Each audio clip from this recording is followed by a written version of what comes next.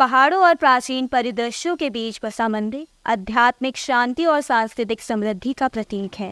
हिमालय की मनमोहक सुंदरता से घिरा यह पवित्र स्थल तीर्थयात्रियों, पर्यटकों और शांति चाहने वालों को समान रूप से आकर्षित करता है। चार धाम की संरक्षक धारी देवी एक पूजनीय देवी हैं। माता धारी देवी के रहस्यमय स्वरूप हैं। माता की मूर्ति दिन में 3 बार अपना स्वरूप बदलती है।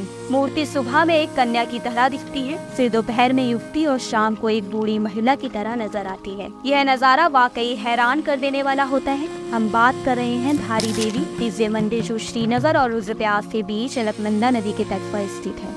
माँ धारी देवी को 4 धामों के रक्षक के स्वरूप में पूजा जाता है।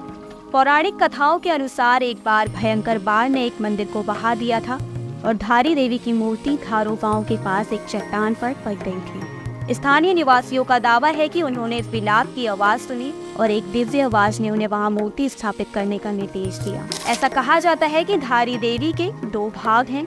उनके शरीर का ऊपरी हिस्सा धारी देवी मंदिर में प्रकट हुआ था, जबकि निचला हिस्सा कालीमठ मंदिर में प्रकट हुआ था, जहां उन्हें मां काली के स्वरूप में पूजा जाता है। यह मंदिर श्रीनगर और रुद्रप्रयाग के बीच अलकनंदा नदी के तट पर स्थित है और यहाँ 1 किलोमीटर लंबे सीमेंट मार्ग से पहुंचा जा सकता है।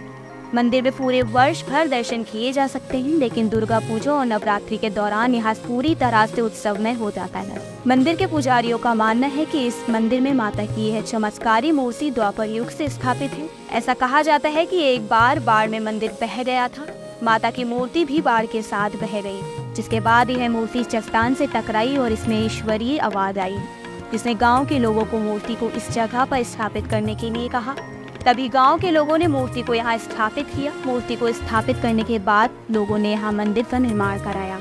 यह भी कहा जाता है कि धारी देवी 4 धाम और तीर्थ यात्रियों की रक्षा करती है। मां धारी देवी का रौद्र रूप तब देखने को मिला था जब अलकनंदा नदी से कुछ किलोमीटर आगे विद्युत बनाने के लिए डैम बनाना था और उसके लिए मां धारी देवी के मंदिर को शिफ्ट करने की बात रखी गई, क्योंकि माता का मंदिर ठीक अलकनंदा नदी के बीचों बीच स्थित है। तो जब 16 जून 2013 में मां की मूर्ति को उनके स्थान से उठाया गया, उसके ठीक 2 से 4 घंटे के बीच केदारनाथ से एक सैलाब आया, जिसने लाखों जिंदगियां तबाह कर दी। केदारनाथ में बाढ़ आना मां के गुस्से का प्रकोप माना जाता है, क्योंकि पंडितों ने भी मूर्ति को न हटाने के लिए कहा था, लेकिन सरकार के आदेश पर मूर्ति हटा दी गई, जिसके बाद उत्तराखंड में केदारनाथ से आई आपदा जिसकी किसी ने भी कल्पना नहीं की।